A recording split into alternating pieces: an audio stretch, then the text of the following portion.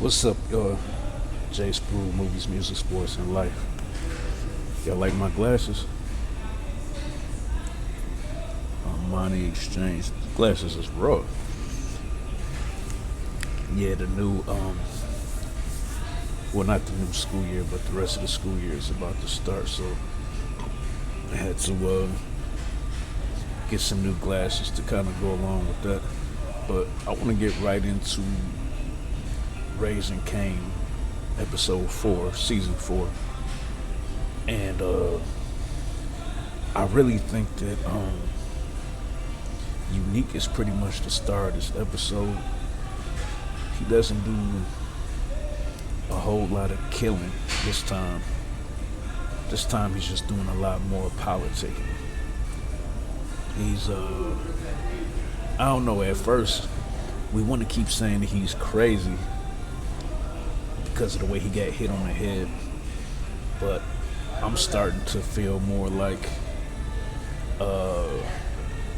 the only part that's off is that he thinks that Rock and the Thomas family did this to him, but the way his mind is working, I'm just not sure how traumatic the injury is, you know.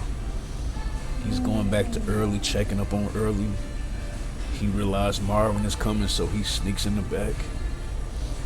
He goes, the mob boss who Marvin assassinated, you know, he goes to her, starts in lines with her. He goes back to a dude who got kicked out of Rock's organization, and now he's hustling out in New Jersey. And he convinces him, you know, she hurt us, we need to get back at her. So, I mean, yeah, this isn't no easy lick. Like, the stuff that Unique is doing it's not the brain.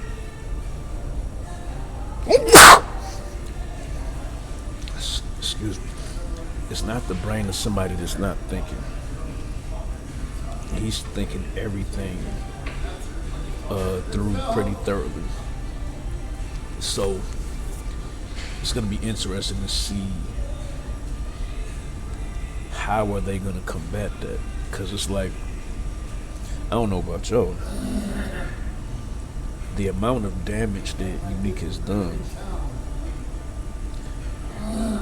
how can you counter back against that other than killing him? It's like he's been doing a lot of little things that can hurt the Thomas family one by one, but it just feels like obviously they don't know that he's alive, they don't know that he's back. It just feels like to me that even if he was to make an announcement, this is Unique, I'm the one doing this to you, I'm back, I'm alive, what can you do to him other than kill him? And then the problem is solved and it's over. Whereas how he goes after the Thomas family, he can go after Kanan, he can go after Jukebox, he can go after Louie, he can go after Marvin, he can just go after Rock, one-on-one, solo. It's like it's so many different ways that he can hurt them, and I don't see that many ways that they can hurt him back. Let's talk about Jukebox. I think what's going on with Jukebox is, you know, she smiled. Like, yeah, she smiled when she caught that body. So how can you really cheer for her anymore? Like, it seemed like it was a noble thing to do. It seemed like you're trying to protect, you know, your lesbian friend that you just met.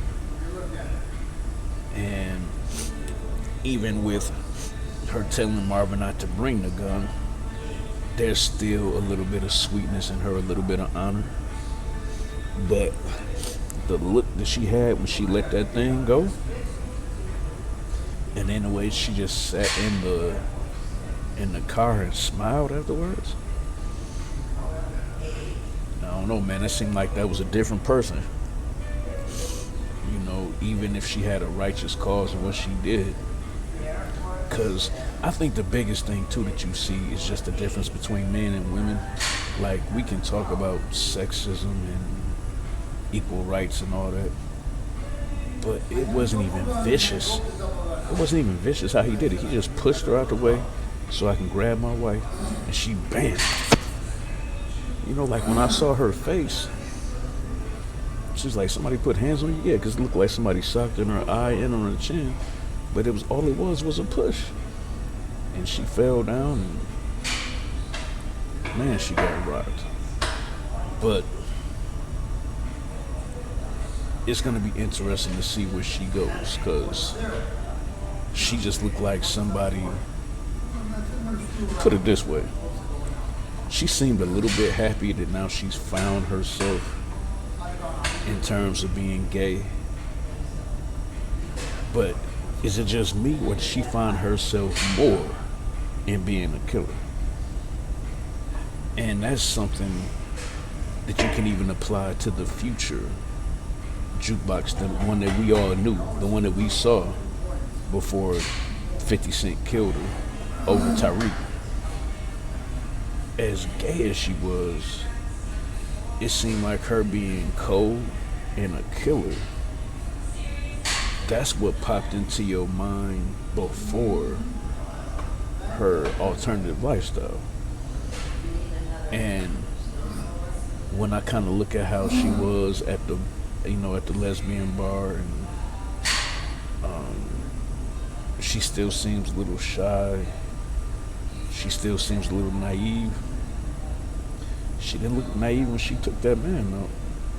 And she definitely didn't look naive when she was in the back of that car and started smiling. So the final thing that I will touch on is Kanan. Like, Kanan is always the last person to talk about in his own show, right? He always seems to have the smallest storyline, but it seems like he's really he's making moves that Rock is going to hear about. Stefano's going to say, yeah, your son stopped by. Possibly Quan might say something. He might not. And then you also have the input of Snap and Pop. And I don't know in terms of Kanan. All of this is in New York City.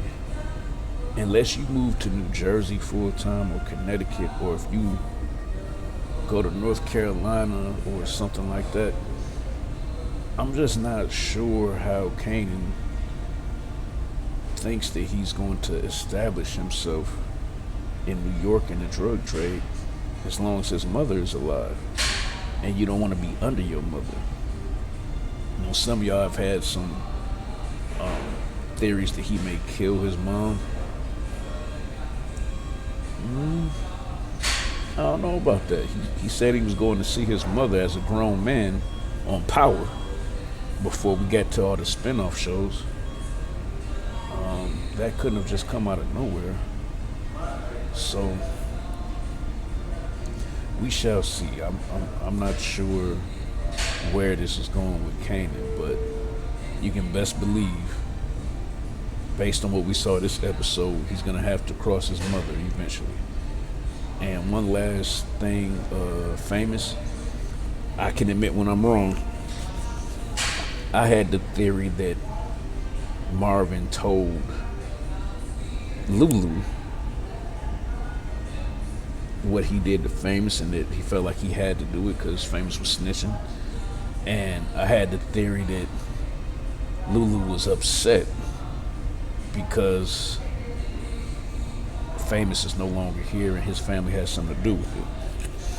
But based on the conversation Lou had with Rock, I literally don't think that Lulu knows what happened to Famous. And I think he's thinking the worst. And Kanan is also thinking the worst. But now I take that out of my out of my previous statement, if I did make it on camera. If I didn't make it on camera, I was thinking it. There's no way in the world that Lulu knows what happened to Famous. Otherwise, he wouldn't have been so emotional talking about it to Kanan. Alright, man, I hope y'all enjoyed my recap. Hope y'all have a great weekend. Jay Spruill, movies, music, sports, and life. Yeah.